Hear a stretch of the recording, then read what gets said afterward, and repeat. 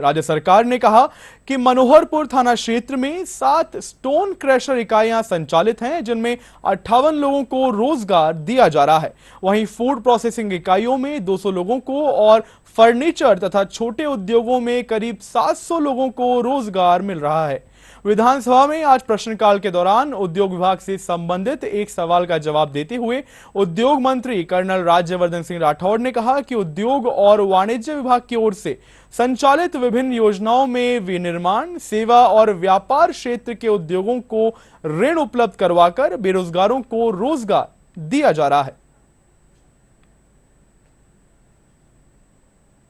मनोहर थाना विधानसभा क्षेत्र में वर्तमान कार्यरत सरकारी एवं निजी कंपनियों में श्रम कौशल नियोजन एवं उद्यमिता विभाग की ओर से बेरोजगार युवाओं को किसी प्रकार का कोई रोजगार प्रदान नहीं किया जा रहा है। यहाँ पे अध्यक्ष महोदय, मैं ध्यान में लाना चाहता हूँ आपके माध्यम से सदस्य के लिए भी, इनका जो प्रश्न है उसमें खास तौर से इन्होंने लिखा हुआ था मनोहर थाना में, तो वैसे इनके क्षेत्र के तकरीबन 1700 युवाओं को रोजगार की ट्रेनिंग दी गई है, उसमें से तकरीबन 680 को रोजगार मिला है, लेकिन विधानसभा क्षेत्र के बाहर।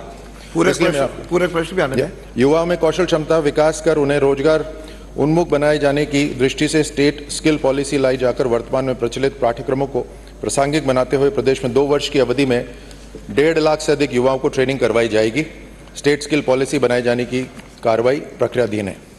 कोई फैक्ट्री चले उसके बाद चलकर बंद हो जाए, अभी फिलहाल रीको के और इंडस्ट्री के कानूनों के अंदर उसके ऊपर कोई एक्शन नहीं लिया जा सकता, और इसीलिए हम एक नई पॉलिसी लेकर आ रहे हैं ताकि जो इंडस्ट्रीज चलते हुए बंद हो जाती हैं तो उसके ऊपर भी हम चर्चा कर सकते हैं, उसके ऊपर एक्शन ले सकते हैं। मुझे लगता है माननीय सदस्य का मतलब नई उद्योग पॉलिसी से था, जिसमें युवाओं को लाभ मिलेगा।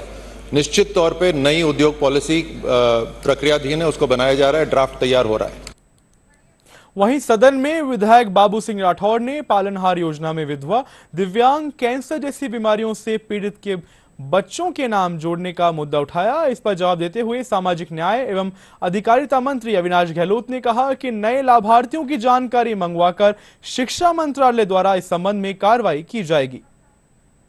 बाबू सिंह राठौड़ ने जो सवाल किया है पालनहार योजना के संबंध में, उसमें मैं निवेदन करना चाहूंगा कि जो जितने भी स्कूलें हैं जो कि शिक्षा विभाग से जुड़ी हुई है, स्कूलों से पालनहार योजना के नए लाभार्थियों की शीघ्र सूचना मंगवाने हेतु शिक्षा विभाग द्वारा सभी विद्यालय प्रभारियों के निर्देश हेतु अपने विभाग के द्वारा शिक्षा मंत्रालय और माननीय शिक्षा मंत्री से समन्वय कर आने वाले समय में आवश्यक दिशा निर्देश प्रदान किए जाएंगे, ताकि पालनहार में जो योजना से लाभान्वित है उसमें कैंसर जैसी जो गंभीर बीमारी है उसके पीड़ितों को भी इसमें जोड़ा जा सके, लाभ दिया जा सके।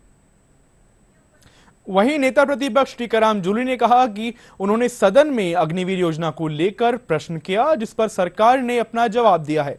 इस मामले में संसदीय कार्य मंत्री जोगाराम पटेल ने कहा कि केंद्र सरकार के नियमानुसार अग्निवीरों को शहीद का दर्जा दिया जाएगा।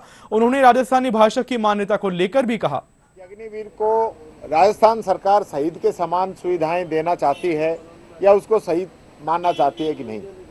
आज सरकार ने ये स्पष्ट कर दिया कि वो अग्निवीर को अलग से कोई सहायता नहीं देना चाहते।